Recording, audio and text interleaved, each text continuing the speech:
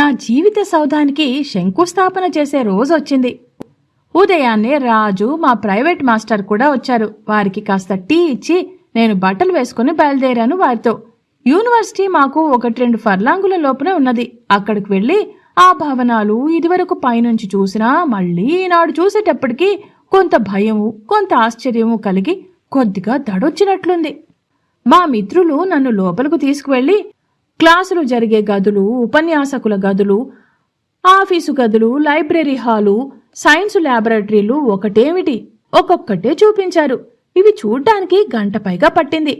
మన ఊళ్ళు, మన స్కూళ్ళు, అక్కడి పాకలు, అందులో క్లాసులు తలుచుకుంటే కంపరం ఎత్తినట్లయింది. అవెక్కడా ఇవెక్కడా?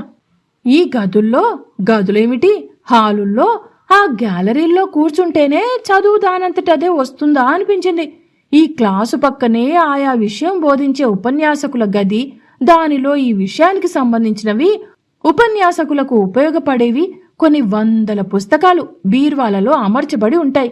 క్లాసు హాల్లోకి ప్రవేశించబోయే ముందు మరొక సన్నని నడక ఉంటుంది. దీన్ని కారిడార్ అంటారు. అందులో ఒక నౌకరుండి వచ్చిన వాళ్ళ పేర్లు అక్కడే హాజరు పట్టిలో గుర్తుపెట్టుకుంటాడు. దీనివల్ల క్లాసులో ప్రొఫెసర్ పిలవడం కాలయాపన లేకుండా సులువైన పద్ధతున్నమాట. తరువాత విద్యార్థులు తొడుక్కు వచ్చిన ఓవర్ కోట్లు, హ్యాట్లు, గొడుగులు వగైరా అన్నీ విడిచి అక్కడ పెట్టుకోవడానికి తగ్గ ఏర్పాటు ఉంటుంది. ఒక్క కాగితం ముక్క కూడా ఎక్కడా పోదు. చలికాలంలో చలివేయకుండా అన్ని గదులు వెచ్చగా ఉండటానికి ఎవ్వరికీ అడ్డు లేకుండా ఆవిరిగొట్టాలుంటాయి. ఇలా తిరిగి తిరిగి అన్నీ చూసి ఆఫీసులోకి వెళ్లి దరఖాస్తు ఫారం తీసుకొని మా ప్రైవేటు మాస్టర్ సహాయంతో అందులో వ్రాయవలసినవన్నీ వ్రాసి అది తీసుకుని రిజిస్టర్ గదిలోకి ఆయన చెప్పిన ప్రకారం ఇవ్వడానికి నేను ఒక్కడే వెళ్లాను. నేను వెళ్లి ఓ గది ముందు నిలబడి మా ప్రైవేటు మాస్టర్ చెప్పినట్లు తలుపు మీద నెమ్మదిగా తట్టాను. ఎస్ అని లోపల నుంచి వినబడ్డది. కాని నాకు కాళ్లల్లో వణుకు వచ్చి వెంటనే లోపలికంటా వెళ్ళలేకపోయాను. కమిన్ అని ఈ మాట కొంచెం గట్టిగా వినపడ్డది. అప్పుడెలాగో ధైర్యం తెచ్చుకొని లోపలికి ప్రవేశించాను. గదిలో ఈ పక్కను ఆ పక్కను గోడ ఎత్తున పుస్తకాల బీరువాలున్నాయి. కొన్ని సోఫాలు, కుర్చీలున్నాయి. నాకెదురుగా ఎడం వైపున ఒక ముసలి ఆయన నెరిసిన గడ్డము, నెరిసిన తలతో కళ్ళజోడు పెట్టుకుని టేబుల్ మీదున్న కాగితాలేవో చూస్తూ కూర్చున్నాడు. నేను వచ్చిన అరక్షణానికి తల ఎత్తకుండానే కూర్చో అన్నారు. నాకు ఆపాదమస్తకం చల్లబడిపోయి చలిజ్వరం వచ్చినంత వణుకు వచ్చింది. నేను కూర్చోకుండా అలాగే నిలబడ్డాను. మరొక క్షణానికి ఆయన తలెత్తి నాకేసి చూశారు. నేను అనుకోలేదు ఆయన అనగా కాలేజీకి సంబంధించిన ప్రొఫెసరో మరో పెద్ద ఉద్యోగులో ఎవరో వచ్చుంటారు అనుకొని ఉంటాడు. నన్ను లిప్తకాలం ఎగాదిగా చూసి మందహాసం చేస్తూ, ఏం నాయనా, నేను నీకు చేయవలసిన సహాయమేమిటి అన్నారు. Well boy, what can I do for you? నేను మాట్లాడలేక ఏం చేయాలో చెప్పాలో తోచక ఈ దేశాచారం మర్చిపోయి ఆయనకు వినపడకుండా నమస్కారం అన్నాను చేతులు జోడించి. ఆయన మళ్లీ మందహాసంతో ఎంతో ఆదర, కరుణ ముఖంలో వ్యక్తం చేస్తూ కుర్చీలో తనకేమీ తొందర లేదన్నట్టు వెనక్కి జారగిలబడి, ఏం నాయనా, ఏమిటి సంగతి, నీకేం భయం లేదు, చెప్పు అన్నాడు. ఆయన మాటలు, ఆయన కంఠంలో మార్ధవం, ముఖంలో మందహాసం చూస్తే నా పైనేదో అమృతం చిలికినట్లయింది. నేను ఇండియా నుంచి కొత్తగా వచ్చానండి.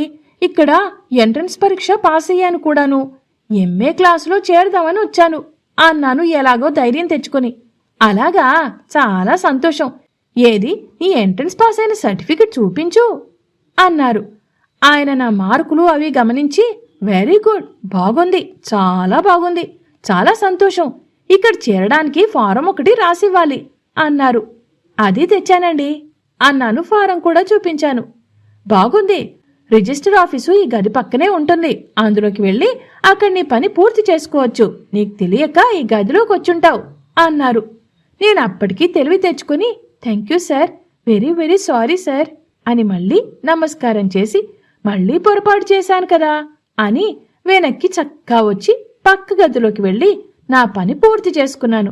ఆ క్షణం నేను ఒక ఎడింబరో యూనివర్సిటీ విద్యార్థిని అయ్యాను కదా అని ఒక తృప్తి, సంతోషం కలిగి వికసిత వదనంతో బయటికి వచ్చి మా ప్రైవేటు మాస్టర్ గారిని, రాజును కలుసుకుని జరిగిన సంగతంతా వారికి మనవి చేశాను.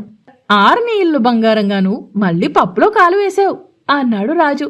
మొత్తం మీద నీ బాపన గుణం పోనించుకున్నావు కాదు అన్నాడు నవ్వుతూ రాజు. మరేం పర్వాలేదు, నీవు మొదట వెళ్లిన గది వైస్ ఛాన్సలర్ది. ఆ కనపడ్డ ముసలాయనే ఈ విశ్వవిద్యాలయానికి అధిపతి. చాలా మంచివాడు, కరుణార్థ హృదయుడు అని మా ప్రైవేటు మాస్టర్ గారు అన్నారు. ఇప్పటికి 12 దాటింది. మనం ఇంక లేచి దగ్గరున్న హోటల్కి వెళ్లి లంచ్ తీసుకుందాం అన్నాడు రాజు. తదాస్తు అని బయలుదేరాం. మా మాస్టర్ గారు మట్టుకు ఎందుకు అనవసరం ఖర్చు, ఎవళ్ల రూమ్కి వాళ్ళు వెళ్ళిపోదాం అన్నారు. అక్కడైనా ఖర్చులేందే భోజనం ఊరికే రాదు కదా. ఈవేళ సరదాగా ముగ్గురం కలిసే భోంచేద్దాం. పార్వతీశం యూనివర్సిటీలో చేరిన శుభ సమయంలో మనకి విందు పార్టీ చేయడమైంది. ఖర్చులని పార్వతీశం గారే భరించగలరు అన్నాడు రాజు చప్పట్లు కొడుతూ. ముగ్గురం నవ్వుకొని కబుర్లు చెప్పుకుంటూ హోటల్ వైపు సాగాం. మరునాడు ఉదయాన్నే లేచి నిత్యకృత్యములన్నీ పూర్తి చేసుకుని స్నానం పలహారం చేసి ఒక్క మాట మా అమ్మను నాన్నను తలుచుకొని గణానాంత్వం అని గణపతి స్తవం చేసుకొని తిథి నక్షత్రం వర్జ్యం చూసుకోవడానికి పంచాంగమైనా లేదు కదా అని 9:30 వరకు యూనివర్సిటీ మొదటి రోజు క్లాసులోకి వెళ్లడానికి జ్ఞాపకం పెట్టుకుని విశ్వవిద్యాలయానికి ప్రాంగణంలో మర్చిపోకుండా కుడికాలే పెట్టాను. టైం కావడంతోటే అందరూ వెడుతుంటే నేను నా క్లాస్ వైపుకి నడిచాను. విద్యార్థులంతా నన్ను వింతగా చూడటం మొదలుపెట్టారు. నేను ఒక్కడినే భారతీయుణ్ణి కాబోలు అనుకుంటూ లోపలికెళ్లాను. అక్కడ అటెండర్ నన్ను ఒక్కసారి చూసి మందహాసం చేసి good morning sir, how do you do sir అన్నాడు. వెంటనే నాకు టీ పార్టీ సంగతి అక్కడి వారు ఇలాగే ప్రశ్నించగానే చెప్పిన సమాధానం స్ఫురణకొచ్చి నాలో నేను నవ్వుకొని క్వైట్ వెల్ థ్యాంక్ యూ అన్నాను. మీ పేరేమిటో దయచేసి చెప్తారా అన్నాడు. తప్పకుండా అని పేరు చెప్పాను. అప్పటికప్పుడే నా పేరు నమోదయింది. అక్కడ గుర్తుపెట్టాడు. నా కోటు హ్యాటు అక్కడ పెట్టమని చూపించాడు.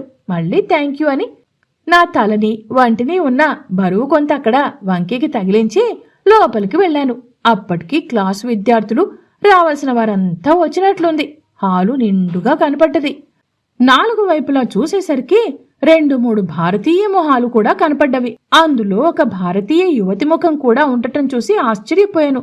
25-30 మంది ఆ దేశపు యువతులు కూడా ఉన్నారు. నేను ఎక్కడ కూర్చుందావా అని సందేహిస్తుంటే ఎదురుగా ఉన్న ఒక విద్యార్థి తన పక్కన ఖాళీ చూపించి రమ్మని సంజ్ఞ చేశాడు. నేను వెళ్లి థ్యాంక్ యూ అని కూర్చున్నాను. క్లాస్ అంతా నిశ్శబ్దం. ఒక 3-4 నిమిషాల పాటు అక్కడ ఉన్న వాళ్ళందరూ ఒకరి ముఖాలొకరు చూసుకుంటూ కాలక్షేపం చేసుకున్నాం. ఇంతలో ప్రొఫెసర్ వచ్చి గది తలుపు తెరుస్తున్న చప్పుడై మేమంతా భయభక్తులు ముఖంలో ప్రదర్శిస్తూ ఆ గదివైపు చూడగానే ప్రొఫెసర్ గారు ఒక పుస్తకం చేతబట్టుకుని ప్లాట్ఫామ్ మీదికి వచ్చారు. నేను కంగారు పడి మన దేశాచారం చొప్పున లేచి నిలబడిపోయాను. తక్కిన ఏ ఒక్కరూ కదల్లేదు. నేను లేవబోవడం నా పక్కనున్న విద్యార్థి గమనించి నా కోటు పట్టుకుని దిగలాగాడు. నేను ధబీమని చతికిలపడ్డాను. కొంచెం శబ్దంతో క్లాస్ అంతా నాకేసి చూసి ఎక్కువ గట్టిగా కాకపోయినా నవ్వుకున్నారు. మా ప్రొఫెసర్ కూడా ఇది గమనించారు. ఆయన నాకేసి చూస్తూ ఏమబ్బాయ్, నువ్వు కొత్తగా వచ్చావా? ఇదే మొదటి సంవత్సరమా? ఇదే మొదటి క్లాస్ కూడానా అన్నారు. నేను మళ్ళీ అడిగిన ప్రశ్నకు సమాధానం చెప్పేటప్పుడైనా లేచి నిలబడకపోతే బావుండదని చటుక్కున మళ్ళీ లేచాను. అందరూ మళ్ళీ నవ్వారు. కూర్చోనాయనా, మేమేదడిగినా నువ్వు లేచి నిలబడక్కర్లేదు, కూర్చొని సమాధానం చెప్పడం, కూర్చో అన్నారు. మళ్ళీ అయితే నువ్వు ఇండియాలో ఏ ప్రాంతం నుంచొచ్చావు అన్నారు. నేను మళ్ళీ లేవబోతుంటే ఆయన సంజ్ఞ చేశారు. నేను మద్రాసు రాష్ట్రంలో గోదావరి జిల్లా నుంచి వచ్చాను అన్నాను. నువ్వేం చదివావు అన్నారు. నేను ఇక్కడ ఎంట్రన్స్ పాస్ అయ్యాను అని చెప్పాను. నీకు ఇంగ్లీష్ బాగా వచ్చిందా అని అడిగారు. ఇక్కడికి వచ్చిన తర్వాత బాగా నేర్చుకున్నాను అని చెప్పాను. ఎంట్రన్స్ పరీక్షలో ఇంగ్లీష్లో ఎన్ని మార్కులు వచ్చాయి అని అడిగారు. కొంచెం సిగ్గుపడుతున్నట్లు 85 వచ్చాయండి అన్నాను. ఏమిటి 85? బాగుంది, చాలా బాగుంది, చాలా సంతోషం. అయితే నీకొచ్చిన ఆంగ్ల కవి వ్రాసిన పద్యం ఏదైనా చెప్పగలవా అన్నారు. నాకు 85 మార్కులు వచ్చాయంటేనూ ప్రొఫెసర్ గారు ఇన్ని ప్రశ్నలు శాంతంగా సంతోషంగా అడగడంతోటే క్లాస్ అందరి దృష్టి నా మీదే పడింది. అందరూ నిశ్శబ్దంగా నాకేసే చూస్తూ కూర్చున్నారు.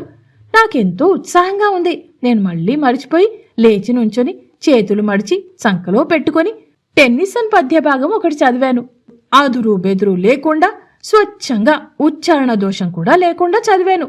ఈ మాటెవ్వరూ నన్ను కూర్చోమని అనలేదు. అందరూ నన్ను తదేక దృష్టితో చూస్తున్నారు. చదివిన పద్యానికి 10 వ్యాఖ్యానం కూడా చెప్పాను. ప్రొఫెసర్ చాలా సంతోషించారు. విద్యార్థులంతా ఆశ్చర్యపోయారు. నిలబడే ఉన్నావు నాయనా, కూర్చో. మీ దేశంలో ఇలా నిలబడి సమాధానం చెప్పటం అలవాటని నాకు తెలుసు. కానీ ఇక్కడ ఆచారం లేదన్న సంగతి నువ్వు జ్ఞాపకం పెట్టుకోవాలి. ఇంకెప్పుడూ నీవు లేవొద్దు అన్నారు. ఇంతసేపు ఆయన మట్టుకు నిలబడే ఉన్నారు. నేను సంతోషంతో మళ్లీ మైమరిచి చేతులు జోడించి థ్యాంక్యూ సార్ అని కూర్చున్నాను. ప్రొఫెసర్ గారు వచ్చిన విద్యార్థులందరికీ స్వాగతం చెప్పి, ఈ మొదటి విద్యార్థి పద్ధతి చూస్తే మీరందరూ కూడా చాలా తెలివైన వాళ్ళు, బుద్ధిమంతుల్లాగా కనపడుతున్నారు.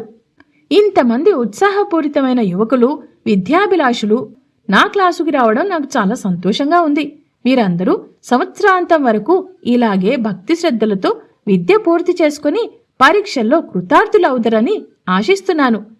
ఈ రోజున ఊరికే లాంఛనంగా 4 మాటలు ఆంగ్ల సారస్వతాన్ని గురించి ఉపోద్ఘాతంగా చెప్పి మిమ్మల్ని పంపించేస్తాను.